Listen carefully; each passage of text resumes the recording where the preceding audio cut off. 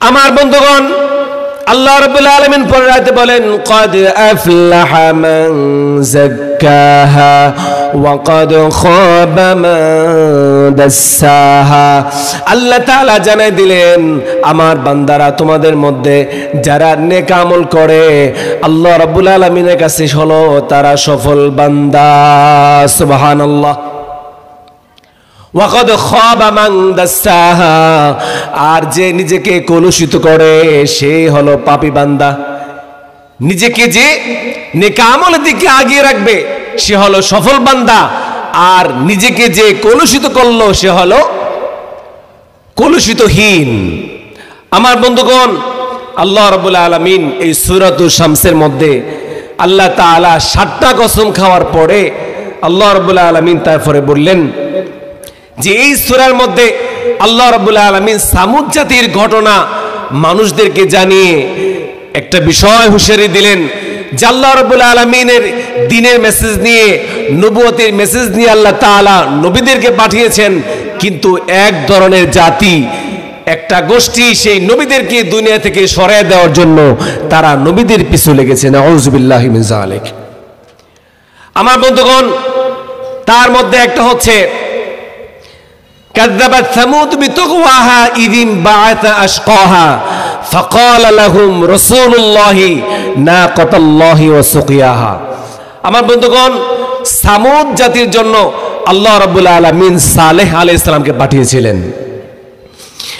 আল্লাহ রাব্বুল আলামিন বলেন, وإلى ثمود أخاهم صالحا قال يا قوم اعبدوا الله ما لكم من إله غيره।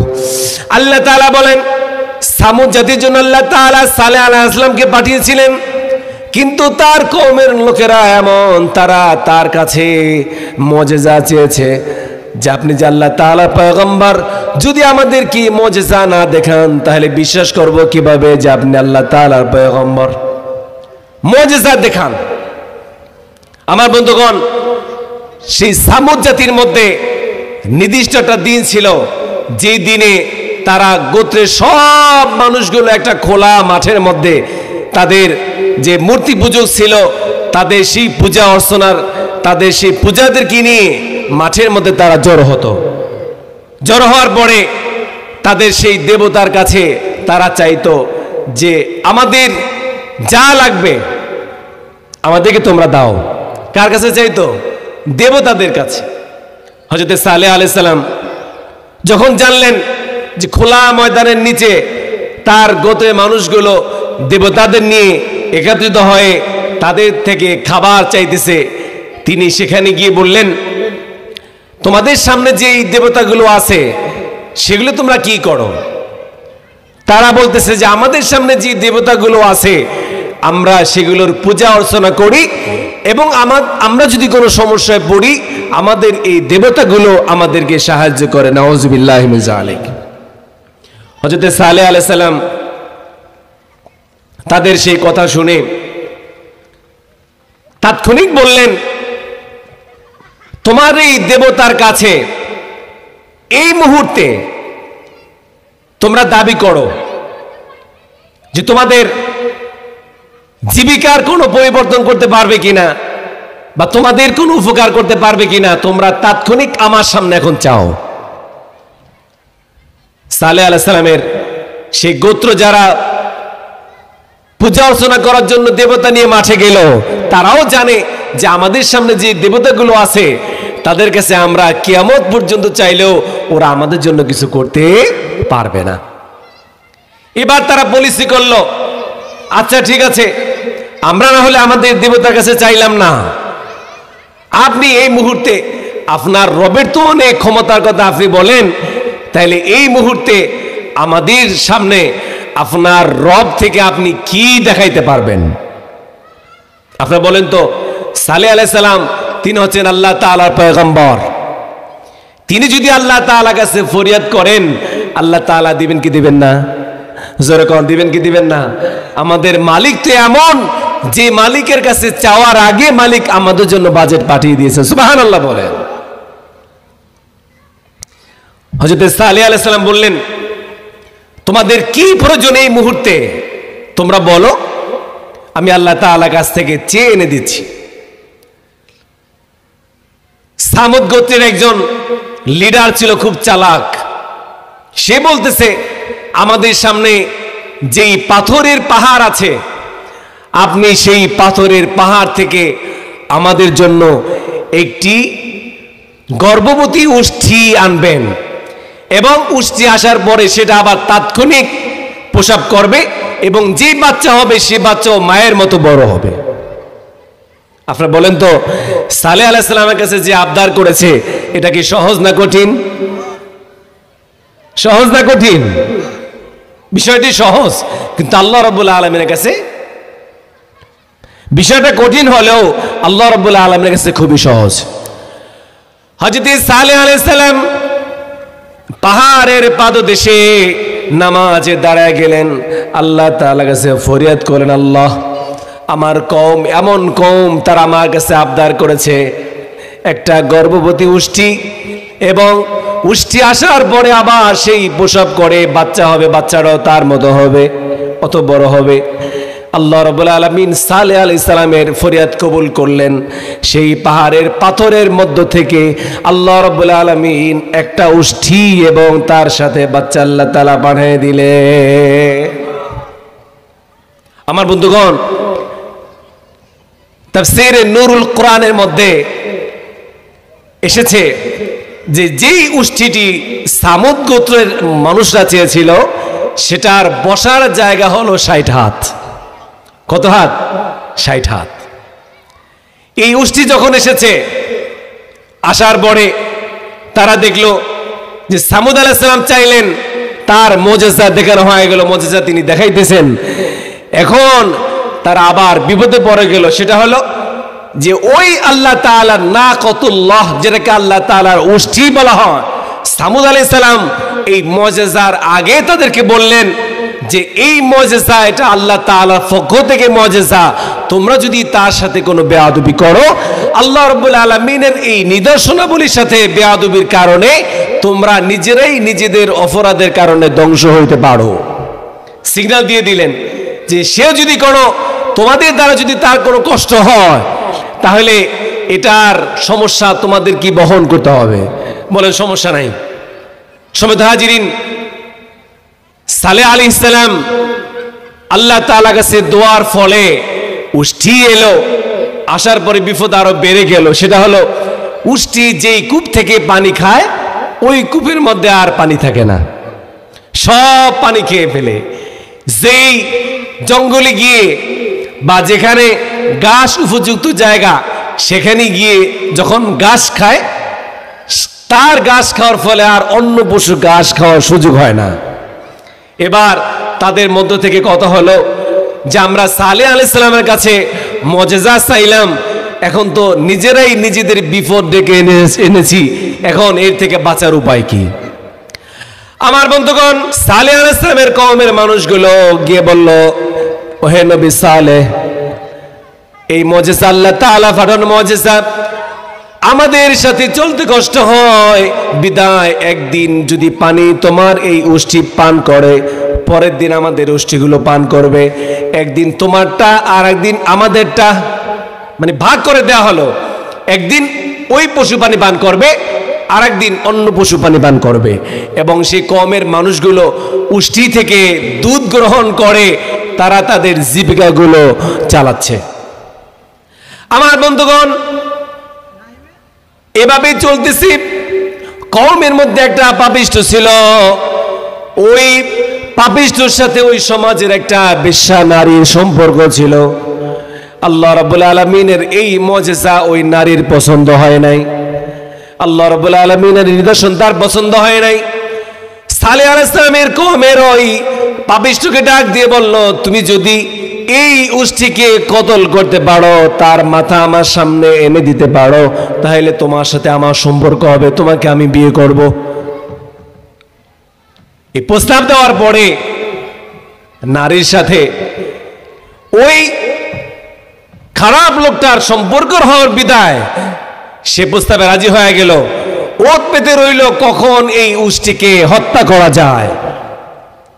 এক পর্যায়ে দেখা গেল সেই পাপিষ্ঠ আরো কয়েকজন লোক দলে বলে সংগ্রহ করে উষ্টি যখন পানি খাওয়ার জন্য কূপের কাছে আসলো, ওই পাপিষ্ঠ তার পায়ে আঘাত করে উষ্টিকে নিহত করে ফেলেছে। তার সাথে বাচ্চাটা দৌড় দিয়ে পাহাড়ের পাদদেশে গিয়ে 3টা ডাক দিয়ে আবার সেই পাহাড়ের পাথরের অন্তরায় সে উদা হয়ে গেল।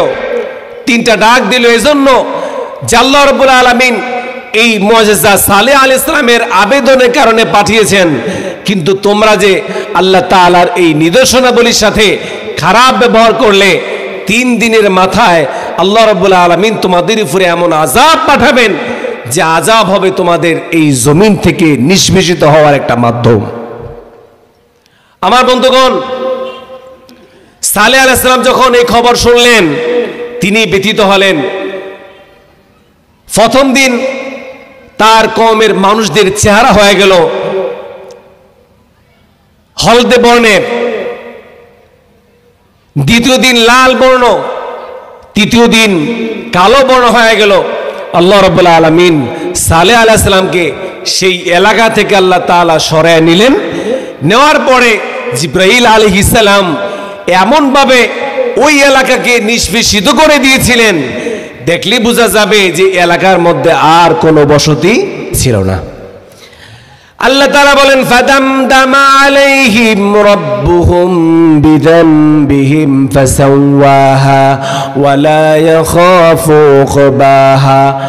ফাদামদামা এই অর্থের তাফসীরের মধ্যে এসেছে আল্লাহ রাব্বুল আলামিন চতুর্দিক থেকে এমন আযাব দ্বারা ওই কওমটাকে আল্লাহ তাআলা নিষ্পেষিত করে দিলেন যে আল্লাহ তাআলার নিদর্শনাবলীর সাথে যদি কোনো মানুষ, যদি কোনো কওম বেঈমানি করে, আল্লাহ রাব্বুল আলামিন তাদেরকে দুনিয়া থেকে সরায় দিতে সময় লাগবে না। আল্লাহ বলেন ওয়ালা ইয়াখাফু উকবাহা। আল্লাহ তাআলা এই বিষয়টি নিয়ে ভয় করেন না, কারণ রব্বুল আলামিন এমন একজন রব, তিনি তো পৃথিবীর মানুষদের মতো ক্ষমতাচ্যুতর মতো নয় যে কাউকে আমি আঘাত করলে সে আবার আমাকে আঘাত করবে, কাউকে আমি কারোর সাথে আমি কোনো প্রতিবাদী হলে সে আমার সাথে প্রতিবাদী হবে, এমন কোনো আশঙ্কা আল্লাহ তাআলার সাথে আছে? আল্লাহ রাব্বুল আলামিন যদি সমগ্র পৃথিবীটাকেও ধ্বংস করে দেন, কোনো মানুষের প্রশ্ন তোলার অথবা আল্লাহ তাআলার বিরুদ্ধে যাওয়ার কোনো প্রতিক্রিয়া, কোনো সাহস আছে নাই। আমার বন্ধুগণ, আল্লাহ রাব্বুল আলামিন হাসরের ময়দান যখন কায়েম হবে, আল্লাহ তাআলা ঘোষণা দিবেন লিল্লাহিল ওয়াহিদিল কাহ্হার। আজ এই হাসরের ময়দানে আমার সাথে পাল্লা দেওয়ার অথবা আমার সাথে যারা ক্ষমতা দেখাবার কে আছে? কেউ কি থাকবে?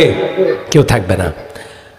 আমার বন্ধুগণ, হযরত সালেহ আলাইহিস সালামের কওমটা যেখানে নিষ্পেষিত হয়েছিল, আল্লাহর হাবিব সাল্লাল্লাহু আলাইহি ওয়াসাল্লাম তাবুকের যুদ্ধে সাহাবায়ে কেরাম রাদিয়াল্লাহু তাআলা আনহুদেরকে নিয়ে ফেরার পথে যখন সাহাবায়ে কেরাম ওই জায়গাটিতে অবস্থান করতেছিলেন, ওখানে তাবু খাটালেন। রুটি বানাবার জন্য পানি সংগ্রহ করে রুটি বানাইতেছেন। আল্লাহর হাবিব সাল্লাল্লাহু আলাইহি ওয়াসাল্লাম বললেন, আমার সাহাবায়ে কেরাম এই রুটি খাবে না, এখান থেকে পানি গ্রহণ করবে না, কারণ আল্লাহ রাব্বুল আলামিন সালেহ আলাইহিস সালামের কওমদেরকে এই জায়গার মধ্যে নিষ্পেষিত করেছে। আমার বন্ধুগণ, ওই জায়গাটায় একটা পাখি যদি ডিম পাড়ে, পাখি তার শক্তিকে হারিয়ে ফেলে। যে আল্লাহ রাব্বুল আলামিনের গজবের দ্বারা ওই জায়গাটা এত নিষ্পেষিত হয়েছে। রাসূল সাল্লাল্লাহু আলাইহি ওয়াসাল্লাম কি আল্লাহ রাব্বুল আলামিন সূরাতুল শামস দ্বারা শামস নাজিল করে জানাই দিলেন, ইয়া রাসূলুল্লাহ, মক্কার জীবনে কাফেরদের দ্বারা আপনি যেই অশান্তি ভোগ করেছেন, আপনি যে লাঞ্ছনা গঞ্চনার শিকার হয়েছেন, আল্লাহ রাব্বুল আলামিন আদম আলাইহিস সালাম থেকে আপনার পর্যন্ত পৃথিবীর মধ্যে যত নবী আল্লাহ তাআলা পাঠিয়েছেন, কাফেরদের একটা চক্র ছিল, তারা রাসূল এবং রাসূল সাল্লাল্লাহু আলাইহি ওয়াসাল্লামকে দুনিয়া থেকে সরায় দেওয়ার জন্য তাদের একটা টিম ছিল।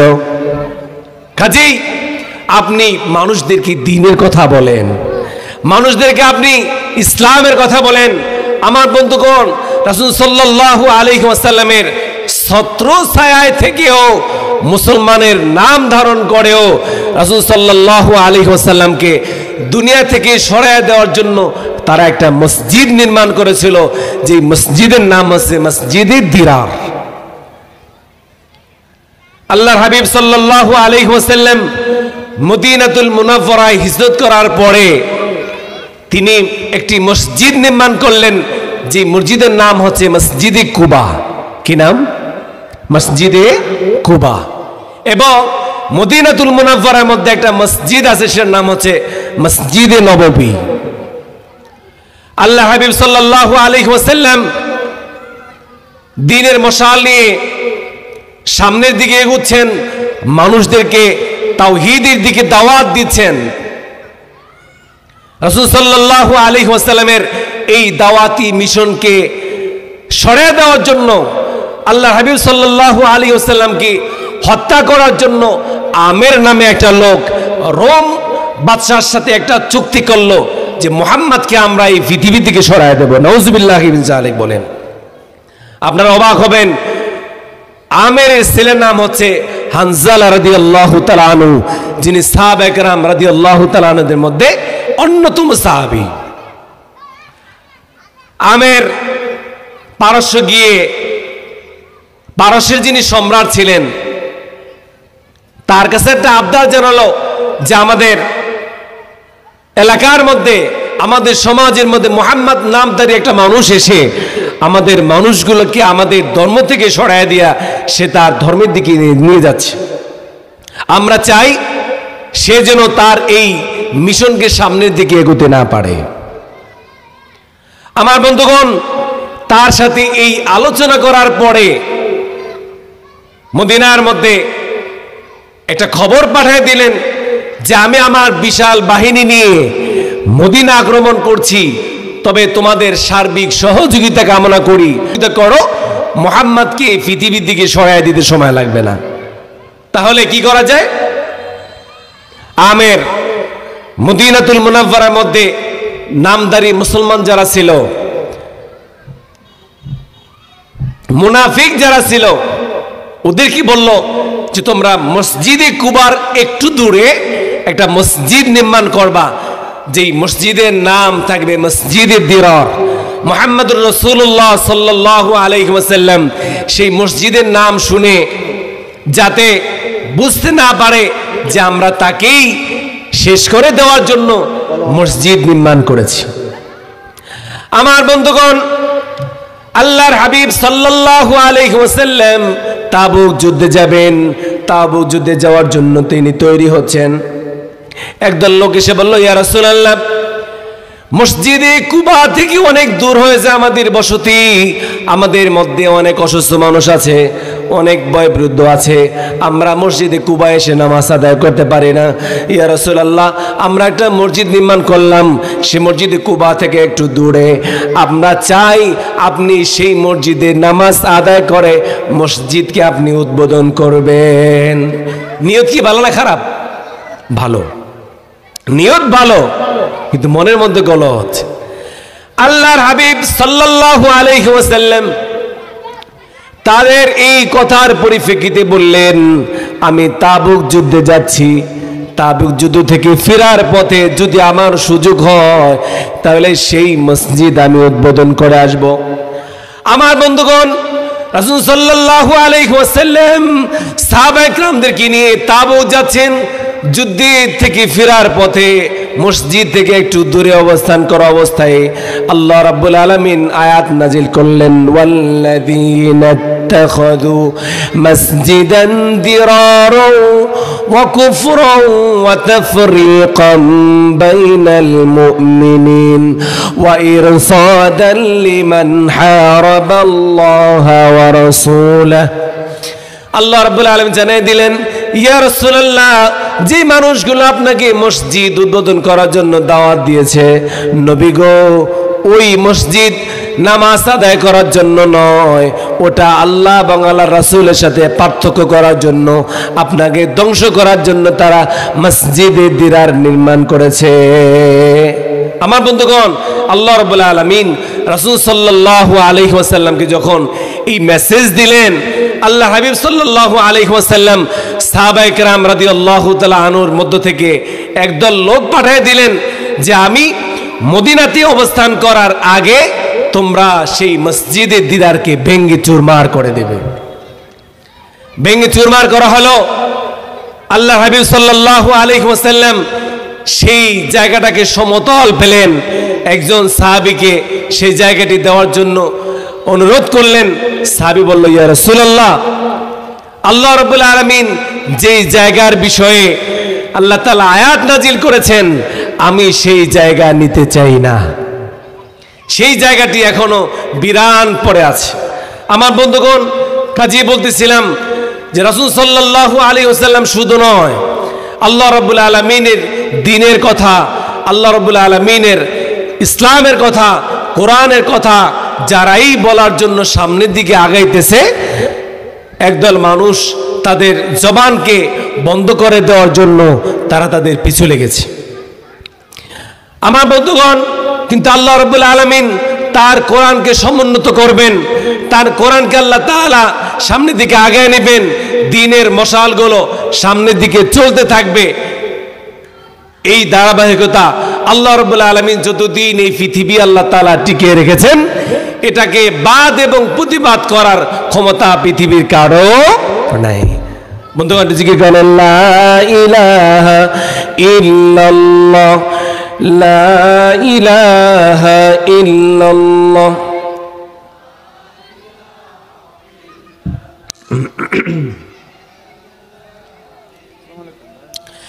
লা ইলাহা ইল্লাল্লাহ,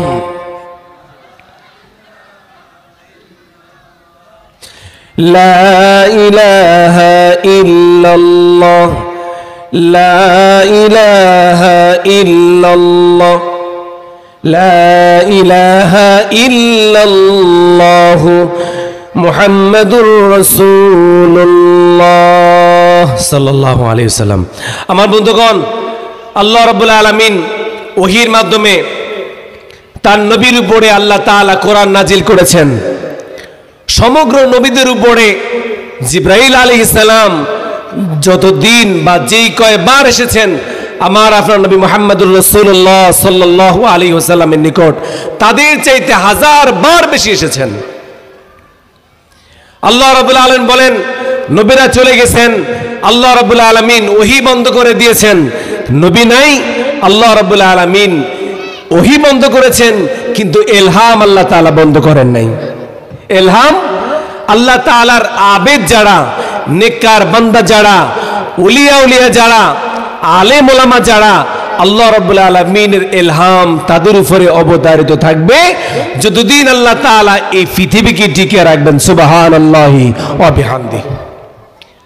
আমার বন্ধুগণ, সূরাতুশ শামসের তাবিরে আল্লামা জালালউদ্দিন সুয়ুতী রাহমাতুল্লাহি আলাইহি তিনি বলেন, গায়েবের মালিক হচ্ছেন আল্লাহ তাআলা। গায়েবের মালিক কে? আল্লাহ তাআলা। পৃথিবীর কেউ গায়েব জানে না, কিন্তু আল্লাহ রাব্বুল আলামিনের এই কোরআনকে যদি কেউ ব্যবহার করে, সূরাতুশ শামস, সূরাতুল লাইল এবং সূরাতুত তিন, সূরাতুল ইখলাস, কেউ যদি রাতের বেলা পবিত্র বিছানায় শুয়ে এই সূরাগুলো 7 বার তেলাওয়াত করে, আল্লাহ রাব্বুল আলামিন তাকে রাতের বেলা স্বপ্নের ঘরে আল্লাহ রাব্বুল আলামিন তার ভাগ্যের বিষয়ে, আগাম বিষয়ে আল্লাহ তাআলা মেসেজ দিবেন, ইনফর্ম করবেন। সুবহানাল্লাহি ওয়া বিহামদিহি। কারণ মুহাম্মদুর রাসূলুল্লাহ সাল্লাল্লাহু আলাইহি ওয়াসাল্লামের উপরে নাজিলকৃত কোরআনুল কারীম এটা জীবন্ত মুআজিজা। নবী চলে গেছেন, কিন্তু কোরআনের মুআজিজা চলে গেছে? যায় নাই।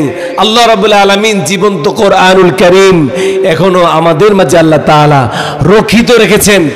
কখন পর্যন্ত? যতক্ষণ পর্যন্ত আল্লাহ তাআলা তার এই দুনিয়ার নাজ নেয়ামতকে আল্লাহ তাআলা টিকিয়ে রাখবেন। সুবহানাল্লাহি ওয়া বিহামদিহি।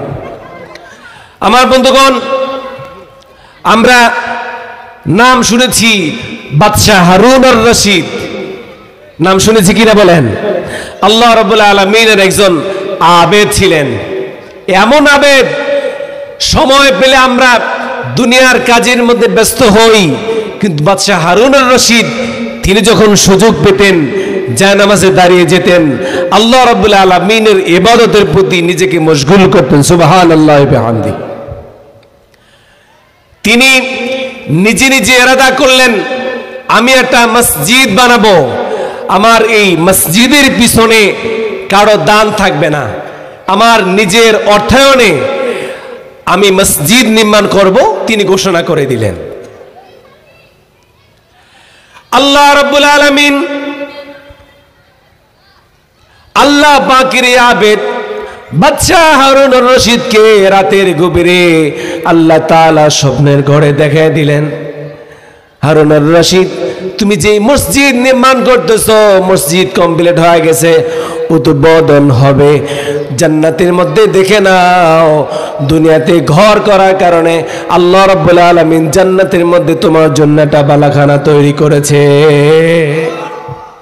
দুনিয়াতে ঘর বানাও, আল্লাহ তাআলা তোমার উপর খুশি হয়ে জান্নাতের মধ্যে আল্লাহ তাআলা তোমার জন্য একটা ঘর নির্মাণ করেছে।